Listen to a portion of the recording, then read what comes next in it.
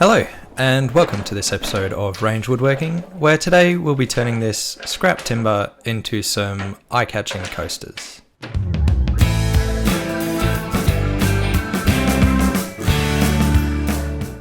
The coasters I'm making feature some Jarrah that I put aside during some renovations at our house, and the first thing I'll need to do is rip this tongue and groove profile off using the table saw.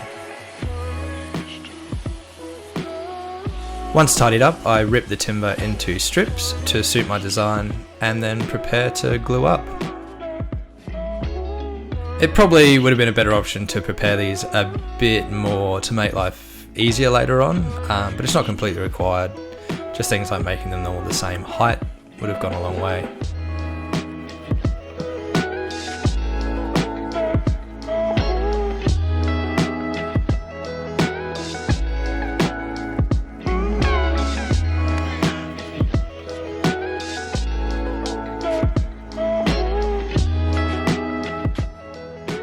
Staggering the starts of the strips at 45 degrees will help maximise the yield from this panel. When the strips are all glued up, I'll use a clamp or two to hold it all together whilst the glue sets up.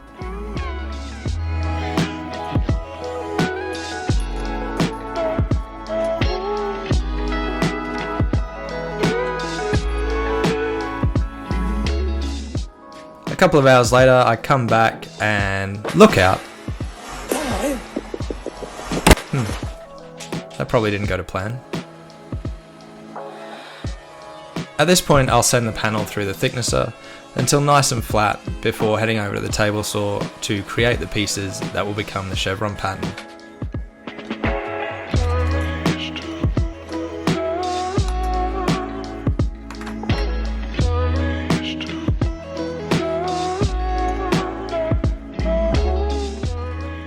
The speed square gives me a 45-degree reference, and then I use my stop block to create consistent sized pieces. I did find that I had to move the speed square around a few times depending on how much material I had left.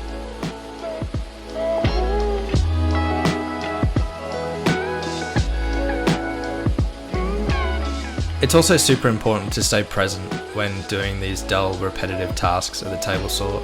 It's very easy to lose focus and make a painful mistake.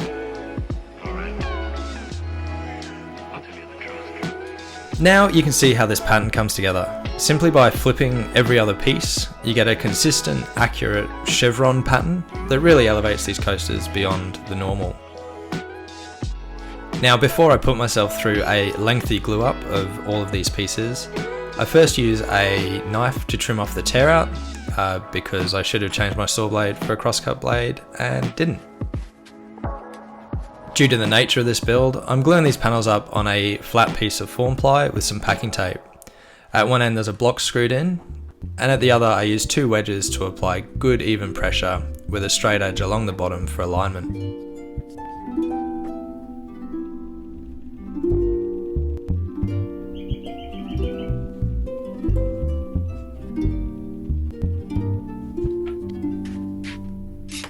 A few hours later, I pry off the straight edge and trim the pin nails away, before gently transferring this panel to some double-sided tape on a base to be tidied up in the thicknesser.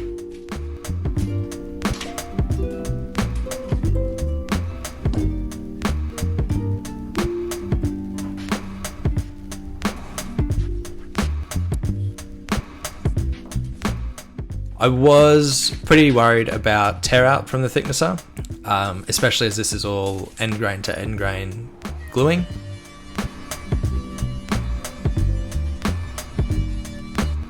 Once tidied up, I had the challenge of removing the panel from the tape. Unfortunately, there was a casualty. As I said, this glue up is all end grain to end grain at this point, so it's somewhat to be expected to have some breakages.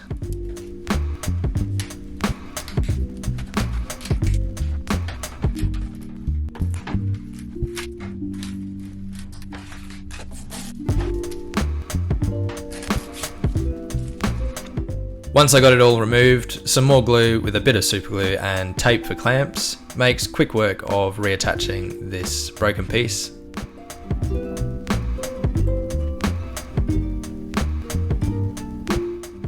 and you'd never know it happened.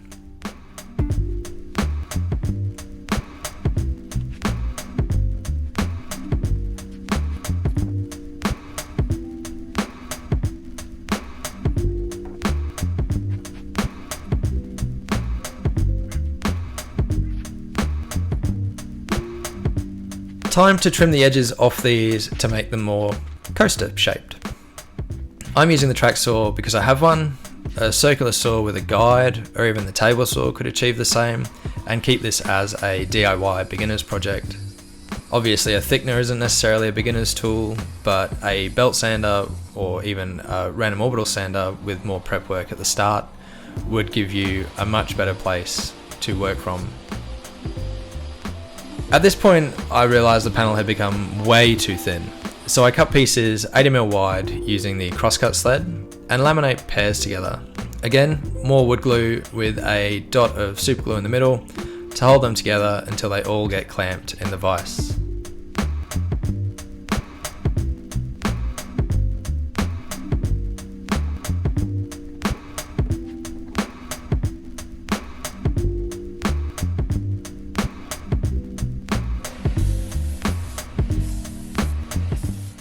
An hour or so later, the edges of these get tidied up on the disc sander before I measure for the centre.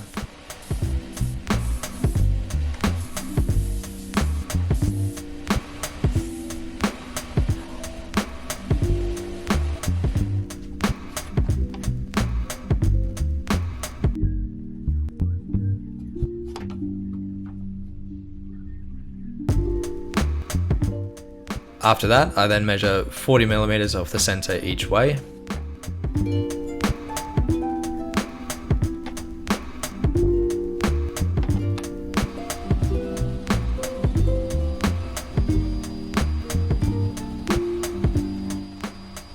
And then once trimmed to this line on the table saw again, we're left with nice, tidy 80 by 80mm squares that just need a bit of finish sanding.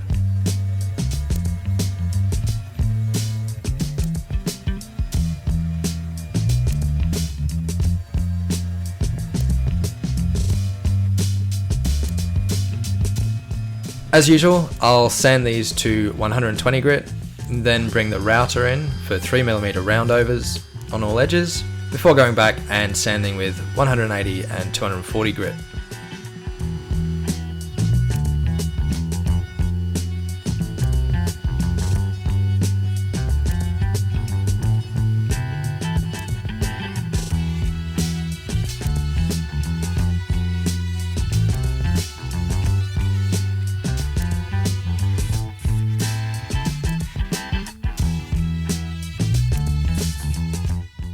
I blow the dust off these and give them a nice bath in mineral oil for, well, as long as you want.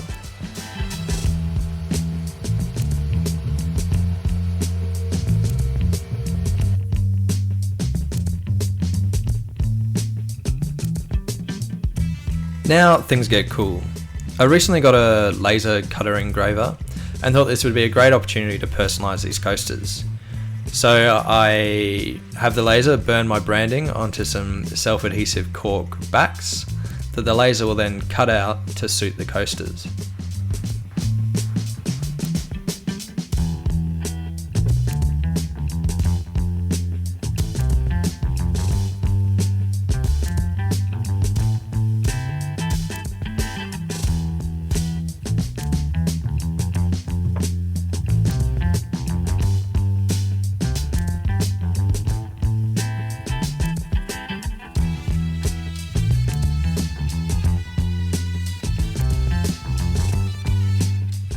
After their mineral oil soak, I rub and buff in a mineral oil and beeswax blend before applying the lasered cork bottoms to the coasters.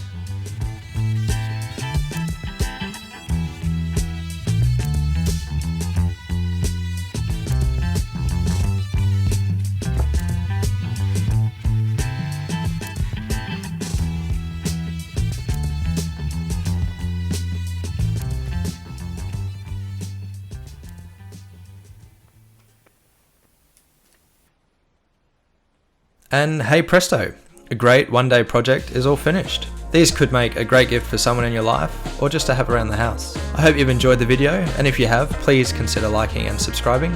Until next time, take it easy.